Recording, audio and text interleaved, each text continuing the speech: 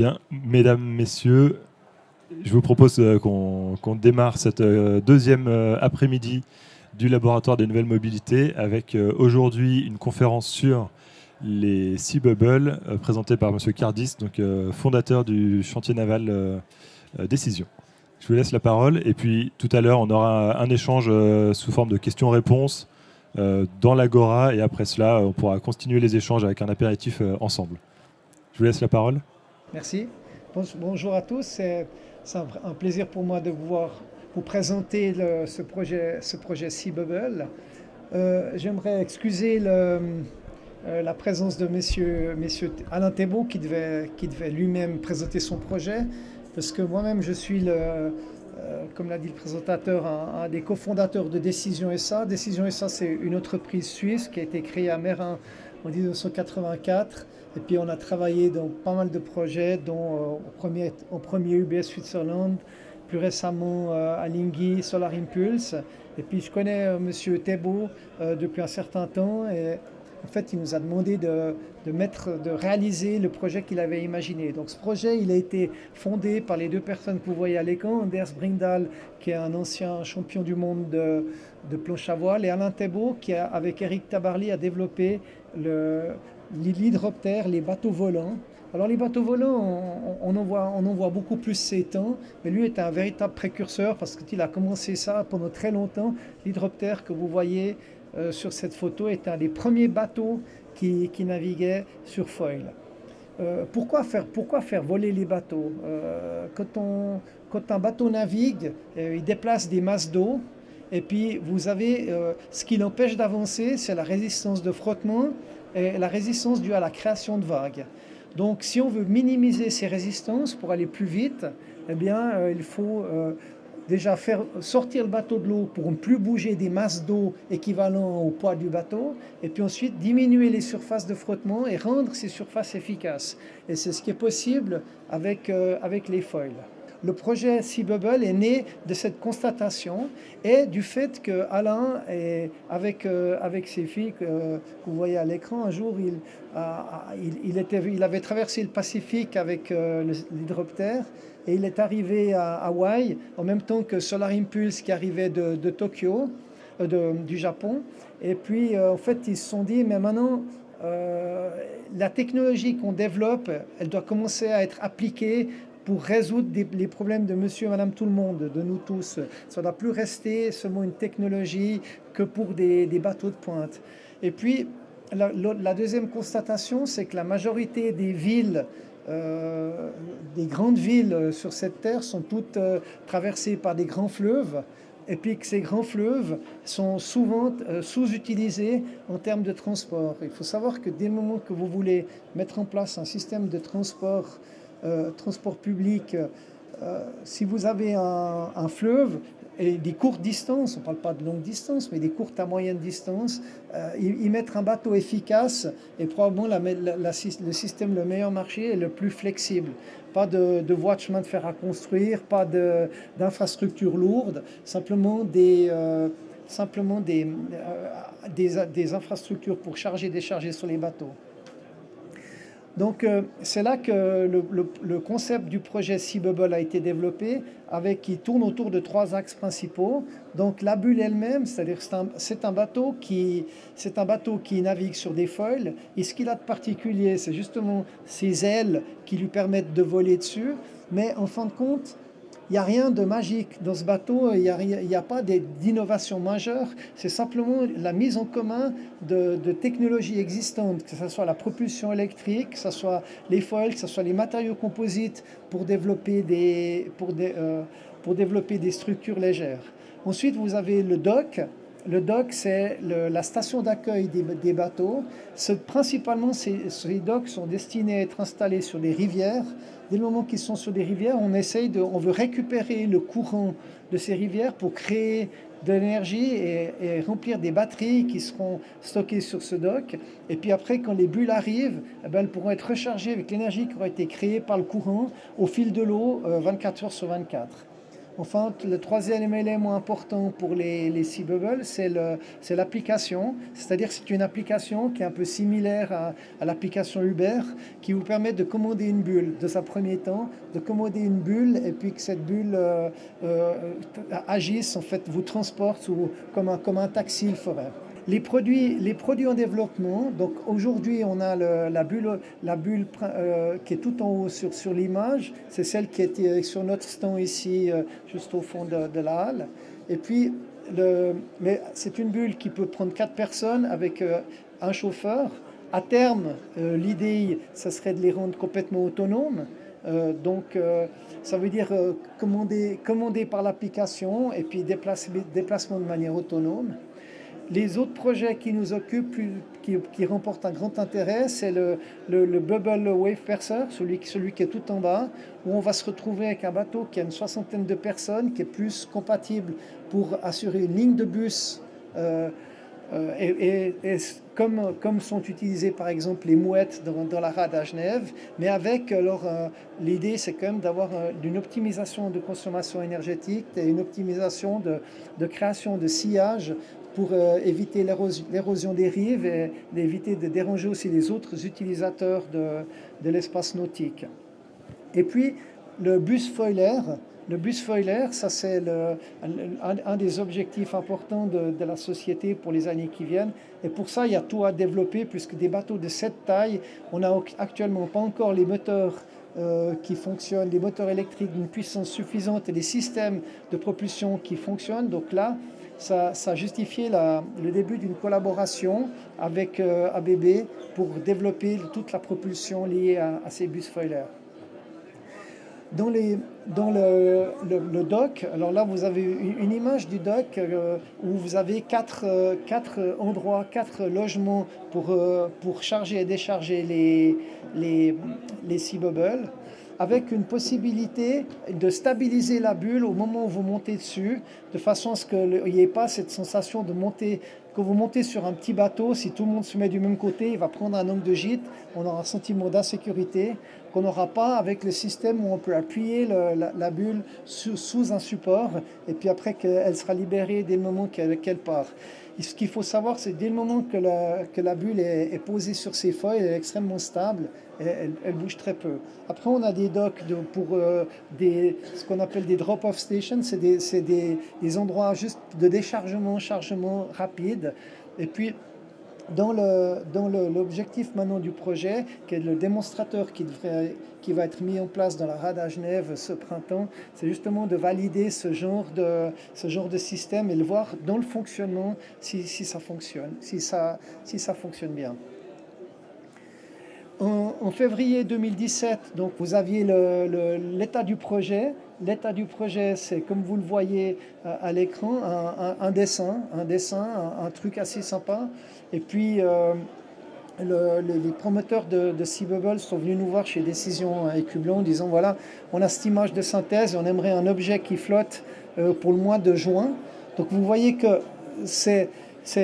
on est typiquement en mode start-up, en mode où il y a une idée qui est assez brillante, il y a des financiers qui y croient, puis tout d'un coup, il faut se mettre au boulot et puis réaliser en un temps très court, puisqu'en fin de compte, ce qu'on demande aux start-up et ce qu'on demande pour ce genre de projet, c'est justement que très rapidement de passer d'une idée à quelque chose de tangible, qu'on peut toucher, qu'on peut essayer. Alors la bulle que vous avez sur notre stand, c'est l'état 0,0 du projet. Elle est pleine d'imperfections, mais elle a le mérite d'exister. Et elle a le mérite de commencer à démontrer le concept et de mettre en évidence tous les développements potentiels qu'il y a derrière ce projet.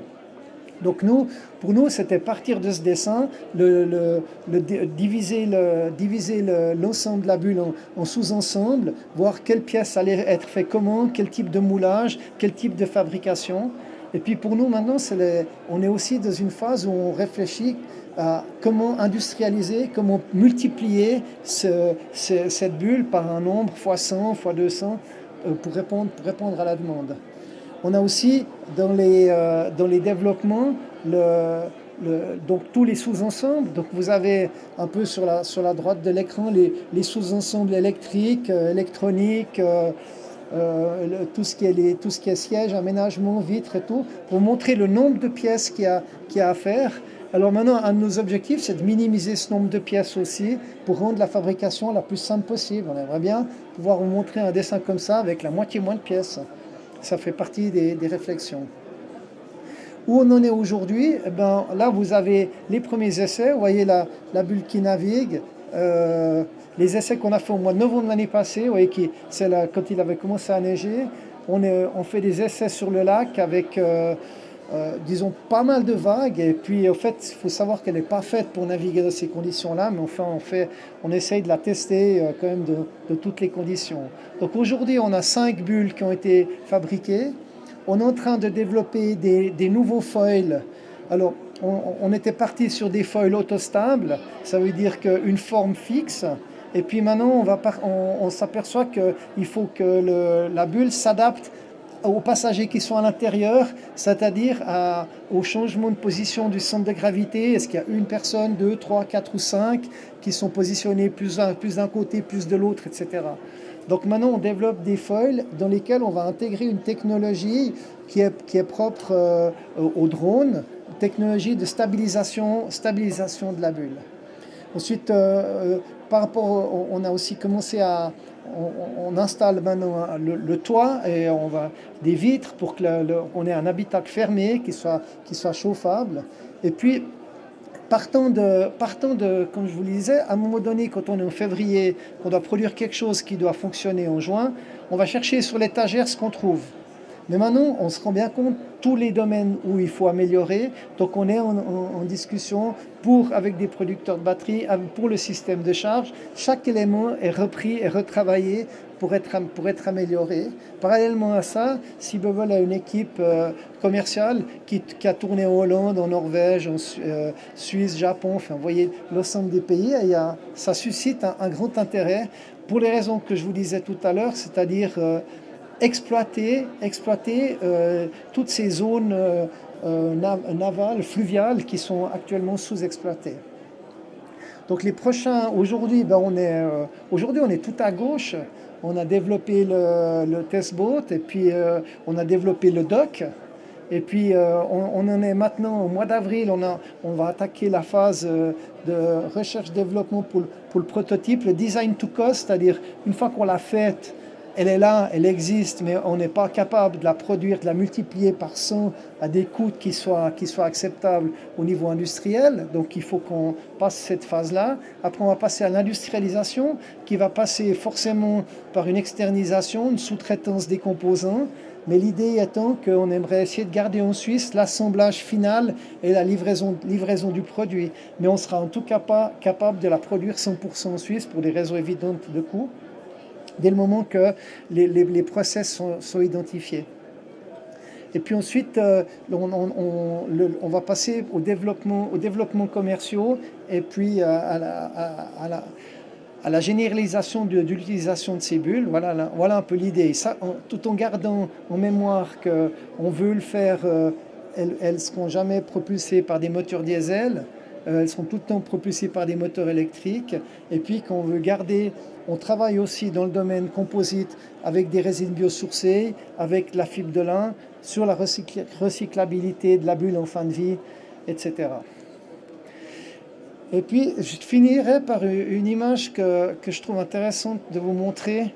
C'est chez Décision SA, on a développé avec l'EPFL en 1993.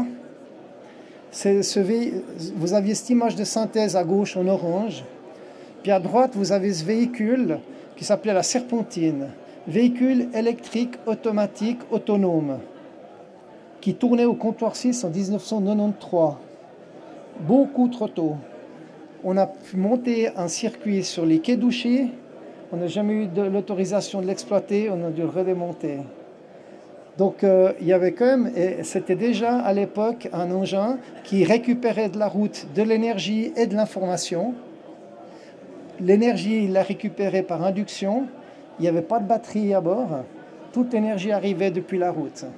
Et c'est un concept qui était simplement là, beaucoup trop tôt pour être accepté. Aujourd'hui, on parle de véhicules autonomes, mais entre l'EPFL et nous, on avait développé ça il y avait des années. Voilà. Merci de votre attention.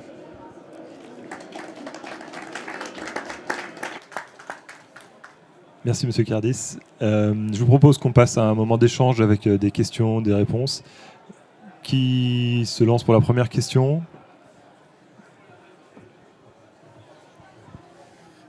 J'ai vu que les bateaux étaient basés sur la technologie des foils. Par contre, dans le transport collectif, il y en avait un qui était monté sur patin. Donc, est-ce que c'est une variante? Dans ce cas-là, Le Sea Bubble Bus sera sous forme d'un catamaran au début, avant de partir sur des foils. C'est une étape intermédiaire par rapport au projet, parce qu'on se rend compte qu'on n'est pas prêt aujourd'hui avec la technologie pour directement faire un bus de 60 personnes qui volent.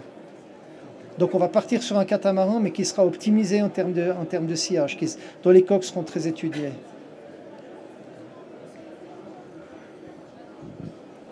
quel type de recharge vous envisagez pour les batteries? Quels sont les temps de recharge? Alors ça, je ne saurais pas vous répondre. Actuellement, on est en contact avec ABB pour développer un programme de recharge. En fait, ça serait une extension un peu de la flash charge qu'ils ont développée dans le cadre du projet TOSA. Et puis actuellement, ce sera un peu dans ce sens-là. Mais disons, moi, je ne suis pas du tout un spécialiste d'électricité. Je m'occupe des matériaux composites, la construction. Là, je peux vous en dire un peu plus. Mais sur les domaines énergétiques et électriques, j'ai pas encore, disons, chacun son domaine, comme on dit.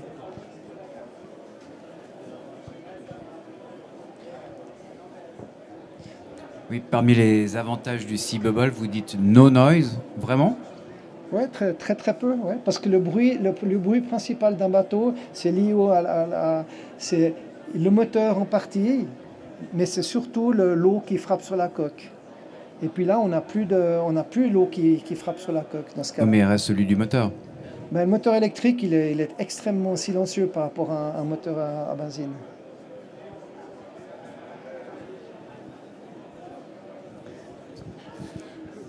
Pourquoi zéro panneau solaire?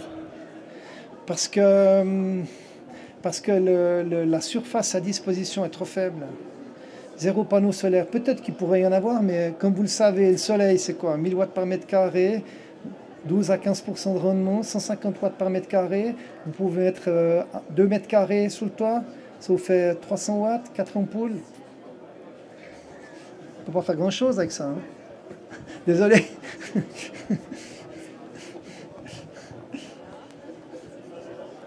Moi, j'avais une question aussi. Les autres catégories de bateaux, dans le programme de développement, on peut imaginer quelle échéance déjà pour des tests? Alors l'idée, c'est de faire la conception du bus cette année, et puis éventuellement de pouvoir le construire et le mettre faire les premiers essais prototypes vers le milieu de l'année prochaine. Mais actuellement, il y a une phase d'étude qui est en cours. Et puis une fois qu'on a fait ça, il y a du financement encore à trouver. Enfin, il faut mettre en place le projet. Ouais. Vous avez parlé de la partie commerciale. Vous avez fait le tour du monde un peu pour présenter le projet. Vous développez, ça veut dire que vous avez sans doute un certain nombre de réponses relativement intéressées et positives. Est-ce que vous avez déjà des gens qui se sont annoncés, des lieux, des villes qui se sont annoncés comme futurs clients ou qui sont prêts à soutenir le projet? Vous en êtes où à ce niveau-là? Alors ça, je vais laisser les dames qui s'occupent de la commercialisation vous répondre. On a des contacts avec beaucoup de villes. En fait, on a énormément de demandes de la part du monde entier. Donc pour l'instant, nous, on n'a pas prospecté et on répond aux demandes qui nous viennent déjà. Là, comme il l'a dit, on est encore en phase de redesign to cost. Donc on n'est pas capable d'annoncer un prix de vente. On ne peut pas conclure de contrat du coup sans ça. Mais on a des administrations, des collectivités qui sont très intéressées pour le mettre en tant que service de transport public, de transport fluvial, ou lacustre comme ici à Genève. Et après, on a aussi des sociétés privées ou même des personnes pour un usage privé qui sont intéressées. Donc il y aurait 3 types de marchés, étant donné que le marché public est celui que nous, on espère pour révolutionner un peu le transport urbain.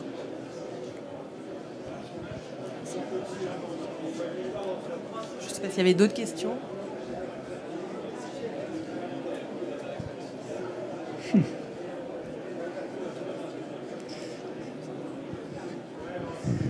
Est-ce qu'il y a besoin d'une homologation spéciale pour ce type de bateau Il y a besoin d'une homologation comme n'importe quel type de bateau. C'est un des dossiers sur lequel on travaille ces temps, puisqu'il n'y a pas de catégorie prédéfinie avec une croix qu'on peut mettre dedans.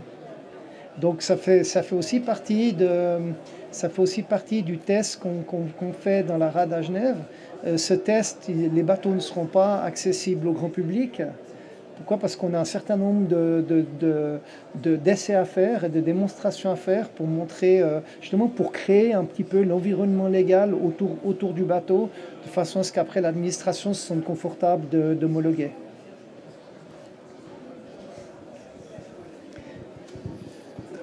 La vitesse de déplacement, soit pour les navettes 4 places, soit pour les projets bus. Alors sur les navettes 4 places, on a volontairement aujourd'hui, la vitesse est environ de 10 à 12 nœuds, ça veut dire environ 15 km/h. Alors je dirais l'innovation ici, c'est que jusqu'à aujourd'hui, on disait que pour voler sur l'eau avec des foils, il fallait aller vite. Or là, on vole lentement. Donc on a des foils qui ont une surface portante importante, qui ont des profils développés pour donner une bonne portance à basse vitesse. Après, au niveau du bus, l'idée, ce serait que ce bus puisse naviguer entre 25 et 30 nœuds, c'est-à-dire 45-50 km/h. Et là, on viserait des distances un peu plus longues. Mais les distances qu'on vise, c'est des 10-15 km. Ce ne sera jamais 100 ou 200 km, parce qu'en autonomie électrique, on n'arrivera pas. Après, on rentre dans un cercle vicieux où pour augmenter l'autonomie, on doit rajouter des batteries. En augmentant des batteries, on augmente le poids, on augmente la consommation, etc. Donc il faut rester... il y a un domaine de vol qui est qu'il faut optimiser encore. J'ai compris que ça n'émet pas trop les vagues. C'est que pour de la navigation fluviale ou on peut imaginer aussi transport entre continents et îles? La bulle telle que vous la voyez là, elle est pas faite elle est trop basse sur l'eau pour naviguer dans des grosses vagues. Sur le film, vous avez peut-être vu, on avait des vagues de 40-50 cm, puis elle volait de manière très stable là-dedans. C'est un peu le maximum.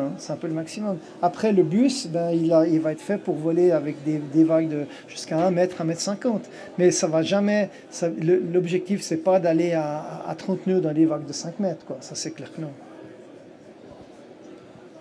En termes d'énergie, vous parlez de batterie, mais est-ce que vous avez envisagé l'hydrogène aussi Alors, c'est aussi une solution, bien sûr. Alors maintenant, il y a des bateaux à hydrogène qui naviguent, ça fait partie de la problématique. Après, on a le problème du stockage de l'hydrogène dans le bateau, dans des réservoirs. Mais c'est des choses c'est une technologie qui évolue. Là, sur un autre projet, j'avais travaillé avec la société Belenos, qui avait été créée par le Swatch Group. Et puis on a pas mal avancé. On a vu que pour le moment, l'hydrogène veut dire pile à combustible. Tout ça a encore un coût extrêmement élevé par rapport à un système où on a des batteries et des moteurs électriques. Ici, on a un système Torqeedo. C'est que vous pouvez aller sur Internet, vous l'achetez sur l'étagère. C'est quelque chose qui est validé, qui fonctionne, qui est fiabilisé. Donc, on ne va pas s'inventer Géo trouve tout. Vous voyez, je veux dire, essayons de rester dans le domaine qu'on connaît et puis on va s'adjoindre les compétences où on les trouve, disons. Voilà. Mais il n'y a pas encore, à ma connaissance, de système commercialisé, fiable, de piles à combustible et de stockage d'hydrogène, autre que des systèmes prototypes tels que ceux développés par Belenos ou bien le professeur Affolter à l'école d'ingénieurs d'Yverdon, qui a pas mal avancé dans ce domaine, mais ce n'est pas encore des produits du marché. Dès le moment où vous commencez à livrer un produit sur le marché, vous devez avoir une fiabilité, vous devez avoir une capacité de les réparer, les entretenir et tout. C'est une étape d'après par rapport au système prototype qui sort d'une école d'ingénieurs.